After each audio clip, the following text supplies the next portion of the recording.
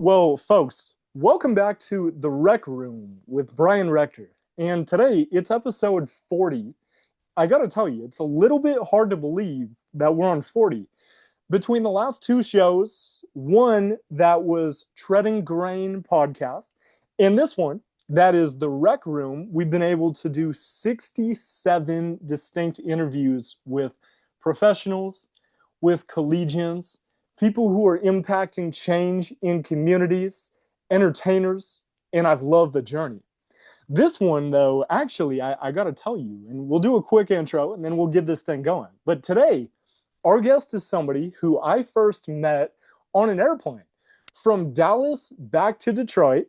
And this guy is somebody who, thank goodness to him for allowing me at Michigan State and our team with Big Ten Network to get involved in the program that he works with at Michigan State.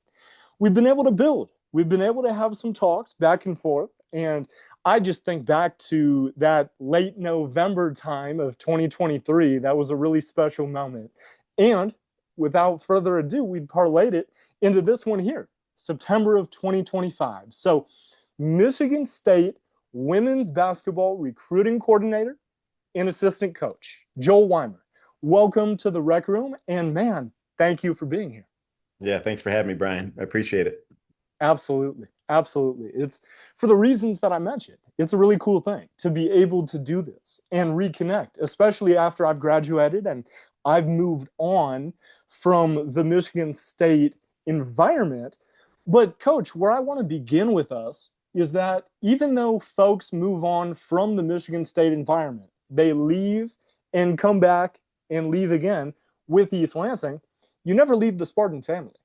And now that you're going into year 3 as a Michigan State, assistant coach and somebody who is there involved in that thing every day, please tell me as we begin here what the importance of that Spartan family is. What has it been like to be able to go year in and year out wearing that green and white everywhere you go? Yeah, we talk about it a lot with the women's basketball program. I have an obligation to be great and be your best every day and keep getting better as time goes on. And meeting you in the airplane, coming back, it was right over the Thanksgiving weekend, right? And Mm-hmm. we had just got done playing in Cancun at a tournament, and then I went recruiting right from Cancun to a big event in Dallas, and it was just cool to hear your excitement about the university, and I think that's just across the board. Like Spartans care a lot about Michigan State and East Lansing, and Yes. as a staff and as a team, we feel an obligation to be great because of that. Mm. Mm-hmm. Mm-hmm. And Michigan State is a place where under the previous staff with Susie Merchant, it had gone to some great places. And then especially too with you guys, both Coach Freilich and yourself at Bowling Green, that was a program that had experienced great success while you were there. So I've got to know, and there's a lot more that we're going to focus on off of the court. But as far as on the court goes, as we're getting rolling here on the Rec Room, like what has been most important? I know the words that you talk about. I've heard you say them in person and in news things and types like this, but togetherness, teamness, competition, the aspect of bringing a bunch of different people together and turning them into a collective. Like having been able to do that at a place like Bowling Green and then at Michigan State, what are the similarities between those two that you've seen? How has it been able to work even at Michigan State? Yeah, well, Coach Freilich has won everywhere she's been, so it's it's obviously she's at the center of it, and from the top down, she does a great job of laying expectations for our staff and for our players. And the similarities between Bowling Green and Michigan State is it's a community that cares a lot about women's basketball, and Mm. it's a basketball place, and it's a school um, that really supports it. You know, from the facilities to the fans to the administration, it's a unified and just resources to help us win and help us be successful. Mm. And I think too, yes, like that is true in my experience of having seen it. But Mhm. I think, coach, and correct me if I'm wrong, like what has it been like to have a new athletic director in Jay Bat and to see his fire and like drive to bring some of the traditions back that had been lost at Michigan State and the like energy and the newness of the support that we've seen so far from him. Even something as simple as bringing fireworks back to Spartan Stadium, right? Is like, these sorts of changes. And I'm excited to see what will happen with things like Midnight Madness and with the Izone campout, like things on your front too. Under this new athletic directing staff, what has the vibe been like now that this thing is underway? Yeah, it's been exciting, and I think he's done a good job of coming in and helping and listening, and I think just a new energy, right? I think the athletic teams have been successful across the board throughout the athletic department, and I think it'll only enhance it and make it even better. Yes, Hmm. yes, that's right. And I think so many times, like what's really good about Michigan State is that like conventionally, we as a university have made an effort to bring in folks who know the place, who have been there, who have lived the Spartan way. But I think like having somebody like Jay Bat come in who had never been there, right? Like that might just be the jolt and rejuvenation that is necessary to get this thing really kicked into a next gear. Hmm. Yeah, yeah. I'm excited to see it. I mean, I think across the board, anytime there's a new school year, new sports year, people are excited. You can feel it across campus. The football game last week, it was just a good reminder, man, how cool Michigan State is. Yes. Yes. And I think like one of the things, coach, that you'd mentioned was the energy around the place. And the energy around women's college basketball has been at an all-time high for the last group of years, call it 3, 4 years that we're going back, seeing it on a more national stage. What like being as though we're in the space that we are of the changes to college sports with NIL, revenue sharing, new TV rights, all these things, and the jump start to women's basketball. Like, how cool has it been to see the sport that you are in on this just like moon landing of a trajectory? Yeah, I think it's a great time to be a player and a coach and just a supporter of women's basketball right now across the board, not just college, but just, Right. from the grassroots to the pros. Like it's just, there's a lot. I think, people are like, oh, what's going to happen to college basketball now that Caitlin Clark's gone? Like, there's a lot of really good players coming. There's a lot of really good players still playing college basketball. And in the post-settlement era now, like, if they put the games on TV, people are going to watch them. And I think they Yes. showed that like with the Final Four, they showed it with the NCAA tournament. Mm. Uh, Hmm. I think Sundays are a day where there's games on all day, and then we in the Big Ten, it's all throughout the week. Um, that schedule's going to come out soon, and people are dialed in, and they should be because there's a lot of good players playing in our league, and then there's a lot of good players coming up too. Sure, sure, sure, sure. So looking at it from, I know what you just said. The schedule's on its way out. Like So when hopefully you, today now. Yeah. okay, that's right. It's right there on the precipice of a Mhm. new season. Uh, as we're like getting geared up for another season, and now entering year three, what has the installation of the cultural values been like? Are you and the staff feeling like there's the really good foundation solidified now? Are you still working on refining that? And especially given that, as you say, there are new players, a new group, and kinks to iron out at this point of the calendar year. Yeah, we feel like we're in a really good place with our culture and our team chemistry. Our staff cohesion is really good. I think, um, we haven't had obviously the full time of practice, but we've had now enough of a sample to know like some of our best players are our hardest workers, and they're Mhm. experienced and they know what it takes. They know what we expect as a coaching staff, and it's been really fun. The last, few days have been just great. It's been, basketball driven, and um, they're going to be a fun group to coach. Yeah, yeah. I believe that. I think it's hard not to after seeing what has transpired the last couple of years with the sheer energy and will and determination.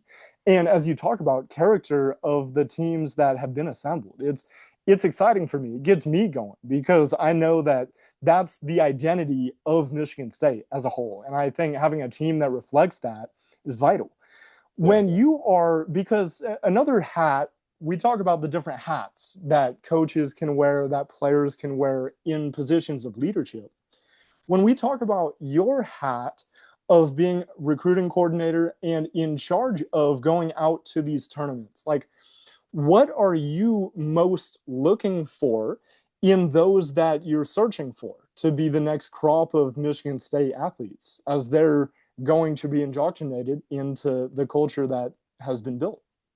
Yeah, we're real protective of our circle, of our team, and Mm-hmm. uh, we want to get great players, but we also want to get great teammates, right? That's one of our core values is be a great teammate, and that's first and foremost what we look for. Toughness is another core value. You got to be a tough player. Mm-hmm. Um, Mm-hmm. and then really for us right now, we're finding a good mix of like complementary players. Like on our team right now, like we have some experienced kids that work really hard that have made big steps. Grace Van Sluten will be a senior. Sure. Uh, she's had a great off season. She won a gold medal with the USA on the AmeriCup team in Chile against Brazil. Mm-hmm. Theron Halleck's had a great off season. She's taken a big leap, uh, not only on the court but off the court. She's shown great leadership and um, just a real steadiness. Mm-hmm. Um, so when we look at players to replace them, and like we have high expectations of high school kids that are going to come in and impact Michigan State. So um, our staff is really diligent. We talk about recruiting every day, and Sure.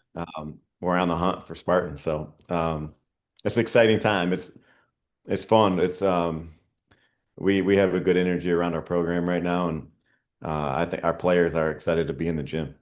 Mm-hmm. Mm-hmm. You mentioned Theron. I was thinking about Theron when I watched Tate Halleck and the Western Michigan Oh yeah, Broncos with that the was cool. interception in Spartan Stadium. I was like, dang it, man. It had Yeah, to be Tate, didn't it? yeah, It yeah. had to be.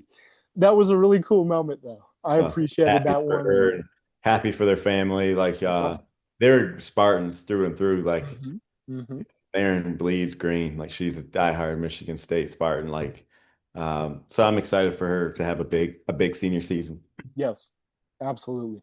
Absolutely. Coach, I've been meaning to ask you this, and I've never asked you this before, so I'm really excited because as I was preparing for this one, I was like, man, I need to know.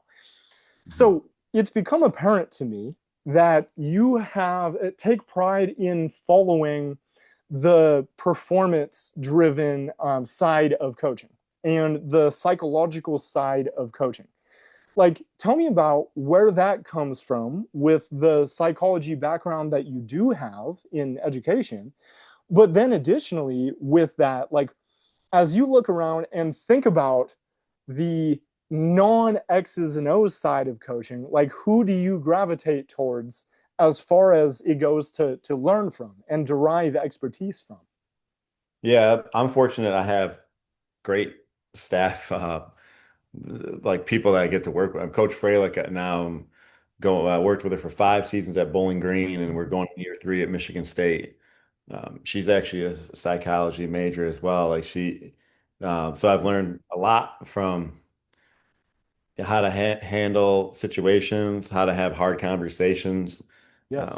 She's the best at it. And then across our board with like Coach Cameron, super caring. Like the kids know, like she has their best interest. She's a great listener. Mm.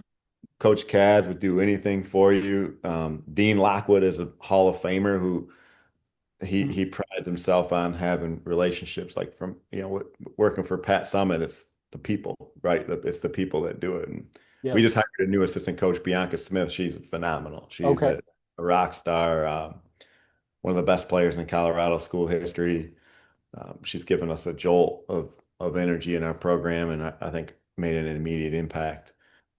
So yeah, outside of the staff though, I love to study coaches of all sports, right? Like before we got on, we talked about, like the full swing in golf. Yes.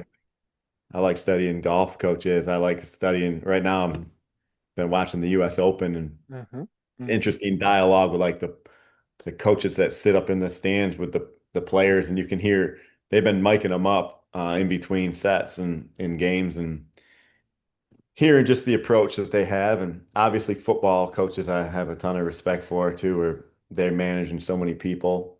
So I'm always trying to learn, and outside basketball, there's too many to name, but yeah, I'm always studying, always trying to learn, and whether it's reading or a podcast or watching, I'm trying to get better. That's right. That's right. I think, one thing that I've been considering since I've left Michigan State is how do I earmark growth? Like, how do I see that in myself? And I think that, frankly, I'll be honest, that's a question I've struggled with. But what it's boiled down to, I feel like, is continuous development and continued learnings and seeking that information. So to hear you say that, it makes perfect sense. And that's like a connection that I could make right there. You know, I think too, like when you talk about, and we've heard it a few times, but when you talk about the building of relationships and meshing that with coaching styles that are seen from different coaches, like what is important to you when walking that line of coaching different kids from different backgrounds, from different upbringings, and with different personalities? Like how does that look in real time for you? Yeah, I mean, you've heard this before. I think a lot of people like the the players first. You need to get their trust, right? They need Mm. to know you care about them off the Mhm. court, Mhm. not just as a basketball player. Um, and then from there, once you do a good job of building a relationship, then you can challenge them as a basketball player. Mm. And um, I think that's where our program really separates itself is they know, you know, they can come talk to anybody in the circle, right? And they have the trust piece, and then from there, like they're able to like be their authentic self, and then be the best version of themselves.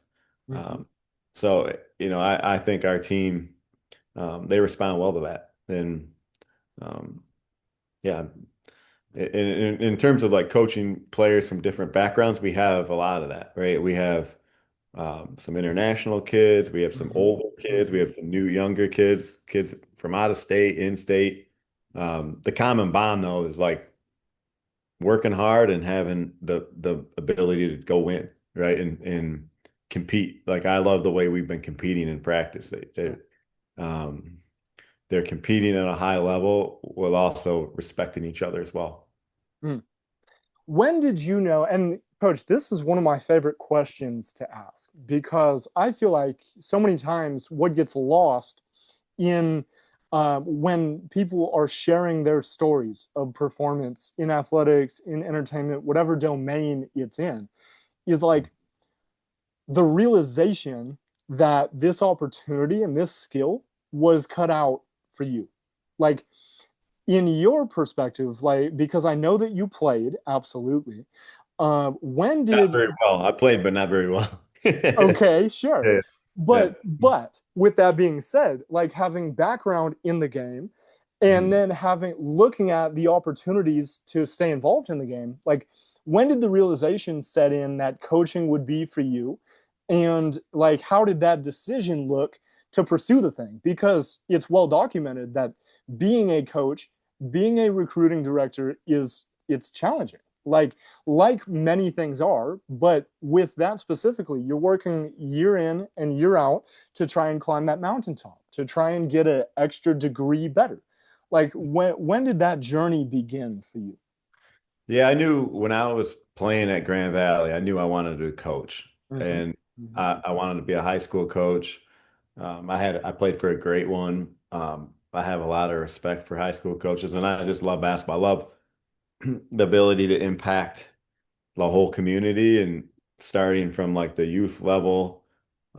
As a varsity coach, I'm like, I have my hand on all of it, right? I can get players better. Yes. Uh, and then I also was a teacher, so I was in the building with them to be able to build the relationships outside of the basketball court and see them in the Hmm. hallways. And I loved it. I loved being a high school coach. If I could go back, I would have done a lot of things differently in terms of like being a better coach. But like you learn as you go, right? And I was young, and then I had an opportunity to coach at the junior college while I was still teaching. So my fifth year as a teacher, I coached junior college, a real successful program that had been to the national tournament a bunch. So I inherited a really good team and had success right away. And it kind of, I've never really had like all right, by this age, I need to be here. It was kind of, I've been real fortunate to move up, but also I think, you know, you make the big time where you are, right? Like, and I've always kind of Mm. felt that way. Like, Mm. be where your feet, you've heard like, be where your feet are. I've always done that, and I've always thought the job I had was the best job in the world, right? Sure. Like, I've just been now at Michigan State, like. You asked me about a pinch me moment. It was the when Coach Freilich had her press conference at at the Breslin. I was like, wow, I can't believe this is happening. And she hadn't even asked me to come yet, but I was just so happy for her and just I couldn't believe it that we Yes. were going to Michigan State. That was pretty cool. Mhm. Oh, most certainly. Most certainly. So I think like thank you for phrasing that answer the way that you did because so many times people get caught, I feel, in the trap of, and I felt this too after leaving college and thinking about what is next, right? Of like the milestones of like by age 25, I gotta be here. Yeah. By age 30, I gotta be here. I found it interesting that you answered that the way that you did. And I was curious, like relating to goal setting, how do you go about that process of development and checkpoints of like, I am growing, I am becoming a more well-rounded coach. What does that process look like? Yeah, everybody measured success differently, right? Mm-hmm. Mm-hmm. I think and it's not off wins and losses. I've learned that now, like Coach Lockwood was saying that the other day when we were meeting. I think John Wooden had said to him, like, there's a lot of really good coaches that just didn't have the players I had at UCLA, right? Like, so there's only one team that's going to win the national championship. There's only one team that's going to win the Big Ten. Mm-hmm. I measure success on like, are your players having a championship experience on and off the court, and are they feeling like they're like you? Coach Fralick always says like make sure they're ready to launch, right? And like Mm-hmm. you put a ton of time in, you were grinding, learning a lot about the business that you were ready to launch, right? So Mm-hmm. uh, you've taken initiative with this podcast, and you have some great things on the docket. Like we want our players to feel the same way when they leave Michigan State, they're ready to launch. Right. Mo Joyner's playing overseas. She was back this summer. Like she's not she has great sights ahead of her and great things ahead of her because of the things that she did at Michigan State. Mm-hmm. And across the board, we want all our players to be like that, where um, they're ready for what's next. And Mm-hmm. they love their time at Michigan State, but they're not in a hurry to leave. But when you pour everything in and the time is done, they're ready for what's next and they'll thrive at it. Yes. Yes, and one of the things that we've mentioned here recently is that the metric for success and the ability to dictate where folks are at along their interpersonal journey, that's different, right? That varies. That's very rarely the same thing. But I was curious, like is there anything that runs similarly between when you can identify that a player is ready to leave, is ready to move on? Like, are there moments or things they say, mannerisms that have it click within you and the staff of like, oh, that kid's ready to go? Yeah, I mean, I mentioned those kids earlier, like Grace and Theron, and we have a few other seniors. Like I think Abby Kimball's had a great off season, Mm-hmm. and Mm-hmm. Emma Shoemade as a senior.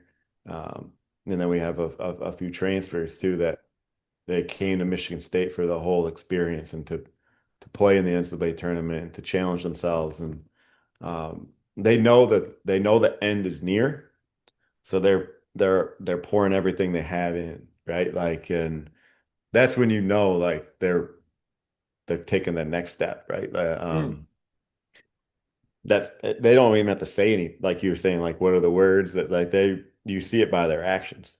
Like you see it by how they interact with their teammates and how they come to practice every day. They sure. know they want to maximize what they have left, the time they Mm-hmm. have left. Mm-hmm. Mm-hmm. And being that we're so close to this schedule coming out, and then we'll be so close to the beginning of the season, does 2025 Michigan State have a motto or a word or something that is individual to this team? And if you can share, what is it? But no pressure. Yeah, we don't yet. We Okay. every day we talk about our core values. So it's Mm, a rotation of the core value of the day. So like a lot of people have like slogans they put in their locker room or their sure. basketball offices, and we do it. We live them out. So it's not just like printed up on the wall. And we haven't picked captains yet because we want to have the ability to have some practices and go through some tough times before we select the captains and Sure. amongst the team we do that as a program. And no, we will have, as it gets closer, um some more meetings and some more things where we'll hunker down and but right now our expectations are high, and we have a lot of new players, but we feel good about it. And Yes. yeah, excited for practice tomorrow. Most definitely. It's that next day, right? Yeah. In order for 2025 to be great for Michigan State women's basketball, what has to happen in your estimation? Yeah, I think we just have to take it one day at a time, right? I think I was meeting with one of our players today who's coming back from an injury, and like you can't look too far ahead or look back either, right? It's got to be one day at a time and focus on getting better for that day and maximizing the practice time that we get. And I think if we do that, things will take care of itself. Like in the era of college basketball right now, there's a lot of new teams and new players on the teams, and the way the schedule shakes out, and you know, you can only control what you can control. And I think staying in the huddle, Coach Frelick talks about that all the time. Like, stay in the huddle, and if don't let the outside noise distract you, because that's where teams can get off track. And we stay in the huddle and control what we can control. I think we'll have a bright season. Mm-hmm. Mm-hmm. Coach, I've got to ask you, like, thank you so much for spending the time with me here today. How would you feel about doing a little rapid fire segment? Yeah, let's do it. Sweet, sweet, sweet, sweet. So this is Rolling Loud Rapid Fire on the Rec Room with Mhm. Bryan Rector. And this is one that started episode 16 with Cami Miner, who was a three-time setter of the year at Stanford for volleyball. She's now going to be playing over in Italy, actually. So headed out that way to get her professional career underway. But coach, now that we're in episode 40, I've got a couple short questions for you, rapid fire type situation, and we'll get right to it.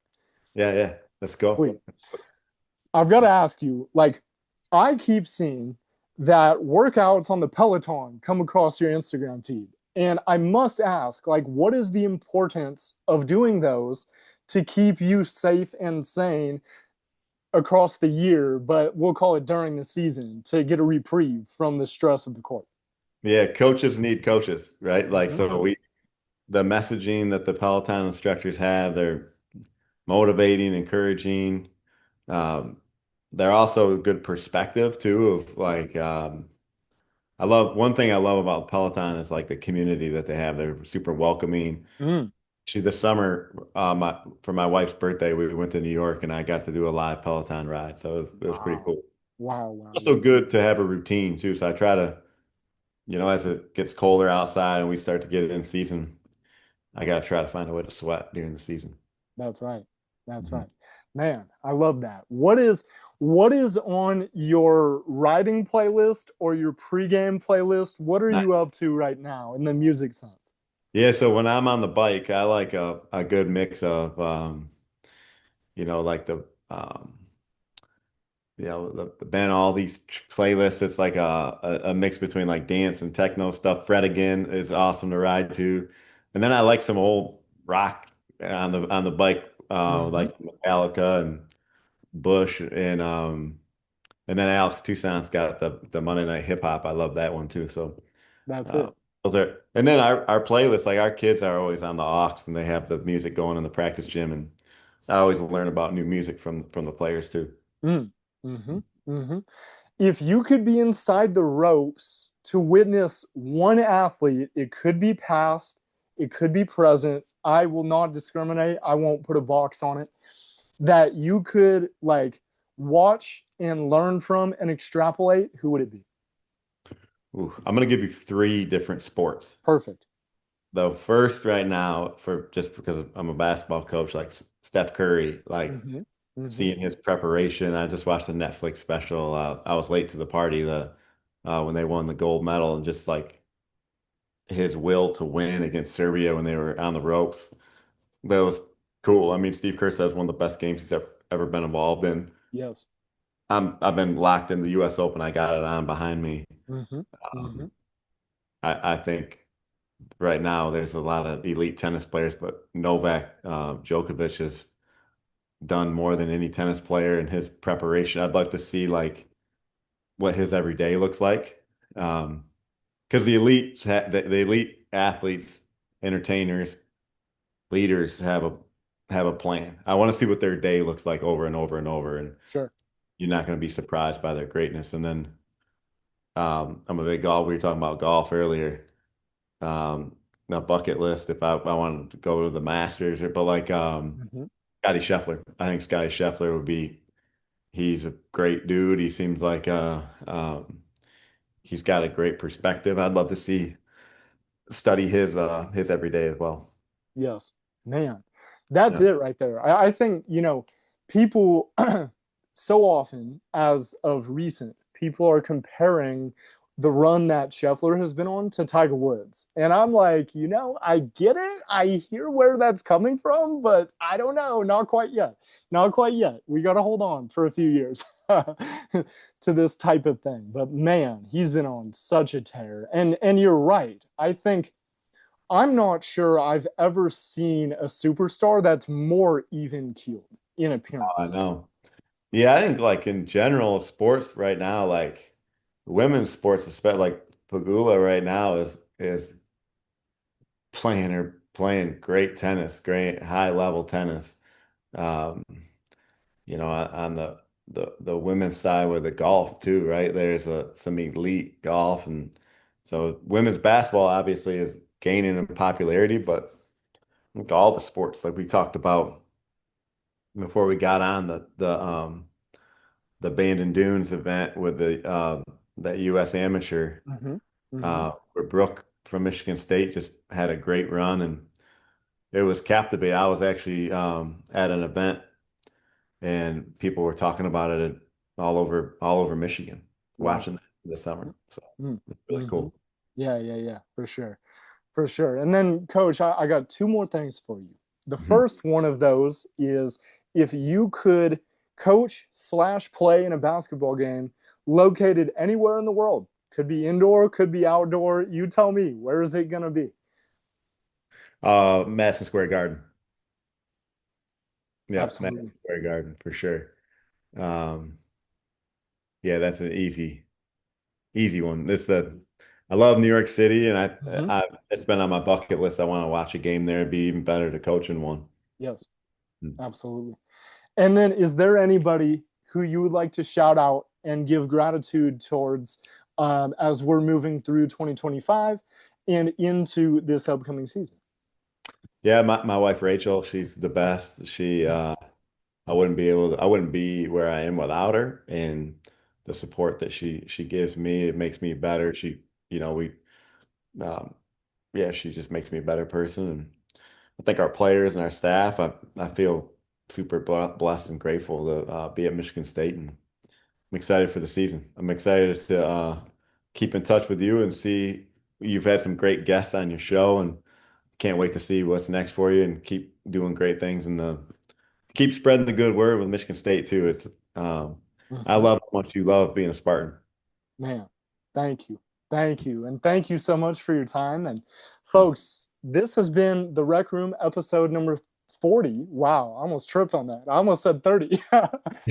It's 40 now, with Michigan State assistant coach of women's basketball, Joel Whymer. Coach, thank you. And we'll see you all next week. Yep, yep. See you, Brian. Thank you for having me on.